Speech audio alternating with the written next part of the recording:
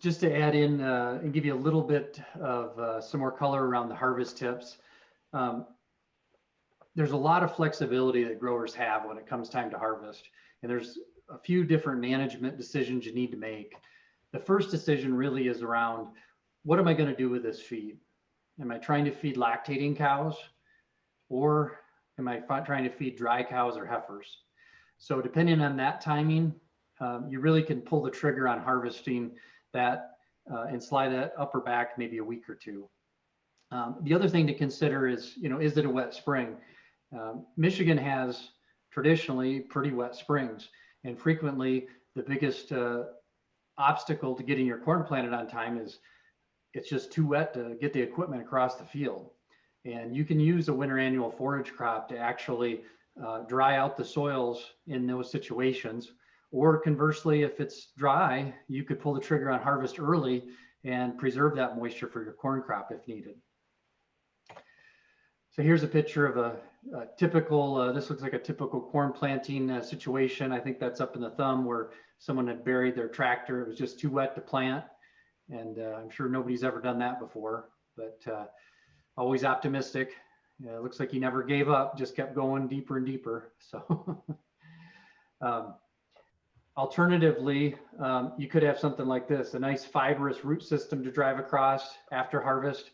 That plant is actually going to act like a pump and continue to pump out the water and dry up the soil. We've put metrics to that.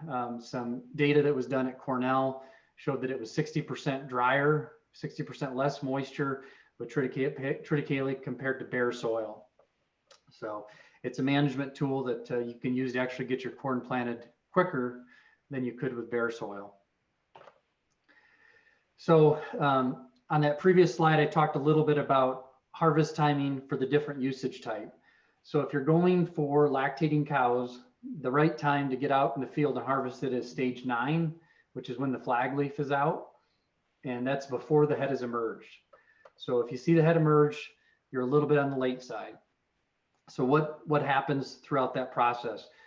Basically, tonnage increases dramatically, 35% over this time frame, but at the same time, quality does decrease. So if you get to the point where it's soft dough or milky stage, you've got good dry cow feed or good heifer feed. If you're going for lactating cows, you need to pull the trigger earlier at this stage 9 or flag leaf stage. And it goes through there so quickly that if you're not scouting every 3 days or so, there's a really good chance you're going to miss it. So you really need to scout aggressively and keep an eye on it. And if you see the head start to emerge, you need to go get the equipment out and swath it. This is the typical scenario here where we'd recommend you swath it. Set the swather as wide as possible. There's typically a lot of material there. You want to lay that out and let it dry or wilt, and then use the pickup header to chop it and put it in the silage bunker. Also wanted to give credit to Tom Kilser with Advanced Agri-Systems. Tom does a lot of very basic research and really very original ideas. And so Tom's a good guy to get signed up on his newsletter and really get some good information from. Here's one of the ideas that Tom has been working on. The basic concept is, what time of day should I swath this annual forage crop? Should I swath it in the evening, in the midday, in the morning?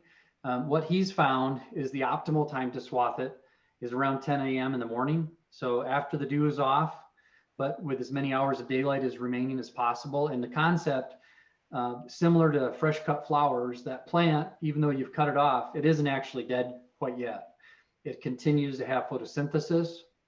And chemically, what's going on with the plant when it has photosynthesis, even after it's cut, if it can see sunlight, it's going to continue to take CO2 and sunlight and make oxygen and sugar. And so we can continue to drive the sugar content up in the crop, depending on the time of day with which we harvest it. So ideally it's mid-morning, but also, you've got workload to consider, and it may not be possible to, always harvest at the exact time. But I think it is an interesting concept to at least consider and, if possible, execute on. One other interesting thing that we've heard from multiple dairy farmers is that they've experienced better milk numbers and reduced stress on their cows in the middle of the hottest days in summer if they're feeding either rye or triticale. And we haven't done a lot of research on this, but anecdotally, we've heard it from enough people that we think it's true that it may be worth an area for MSU to research, or maybe Tom will spend some time on this, but just something to think about. There must be something that's happening in the digestion with a cow that's allowing them to make more milk during those hottest summer months versus corn silage. Lastly, wanted to just talk about, we've brought the crop through from planting, fertilizer, we're in late April, mid-May, what's the next step? And really the next step is, this is an opportunity to get another manure application in the ground before you go ahead and plant corn silage or forage sorghum. Forage sorghum is another great option that I think a lot of people are overlooking that you could consider. And we've seen a lot of good luck with these.